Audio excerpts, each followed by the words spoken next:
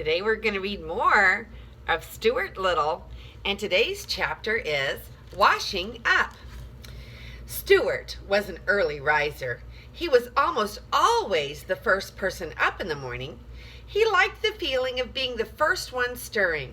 He enjoyed the quiet rooms with the books standing still on the shelves, the pale light coming in through the windows, and the fresh smell of day. In wintertime, it would be quite dark when he climbed from his bed made out of the cigarette box, and he sometimes shivered with cold as he stood in his nightgown doing his exercises.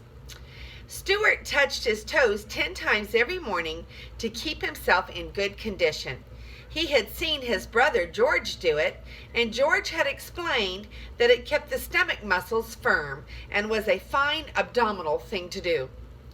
After exercising, Stuart would slip on his handsome wool wrapper, tie the cord tightly around his waist, and start for the bathroom.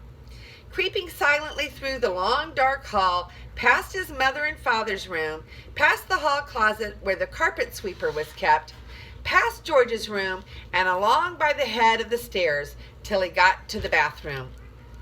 Of course, the bathroom would be dark too, but Stuart's father had thoughtfully tied a long string to the pull chain of the light. The string reached clear to the floor.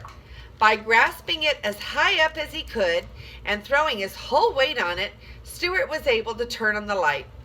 Swinging on the string this way, with his long bathrobe trailing around his ankles, he looked like a little old friar pulling the bell rope in the abbey.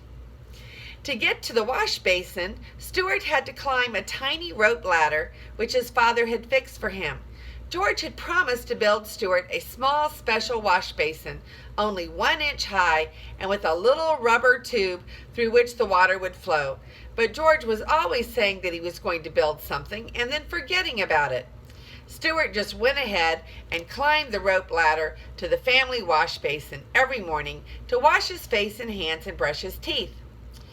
Mrs. Little had provided him with a doll-sized toothbrush, a doll-sized cake of soap, and a doll-sized washcloth, and a doll's comb, which he used for combing his whiskers.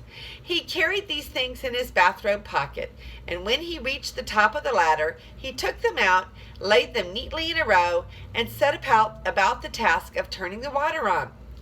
For such a small fellow, turning the water on was quite a problem. He had discussed it with his father one day after making several unsuccessful attempts. "I can get up into the faucet all right," he explained, "but I can't seem to turn it on because I have nothing to brace my feet against." "Yes, I know," his father replied. "That's the whole trouble." George, who always listened to conversations whenever he could, said that in his opinion they ought to construct a brace for Stuart. And with that, he got out some boards, a saw, a hammer, a screwdriver, a brad awl, and some nails, and started to make a terrific fuss in the bathroom, building what he said was going to be a brace for Stuart. But he soon became interested in something else and disappeared, leaving the tools lying all around over the bathroom floor. Stuart, after examining this mess, turned to his father again. "Maybe I could pound the faucet with something and turn it on that way," he said.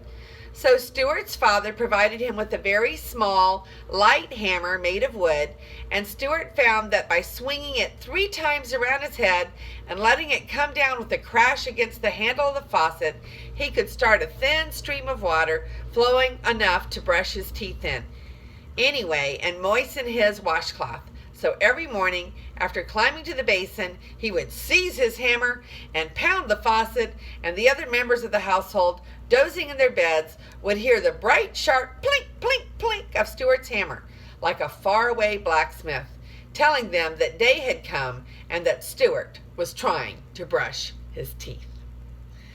So tomorrow, we'll read about Stuart Little and exercise. Have a great night.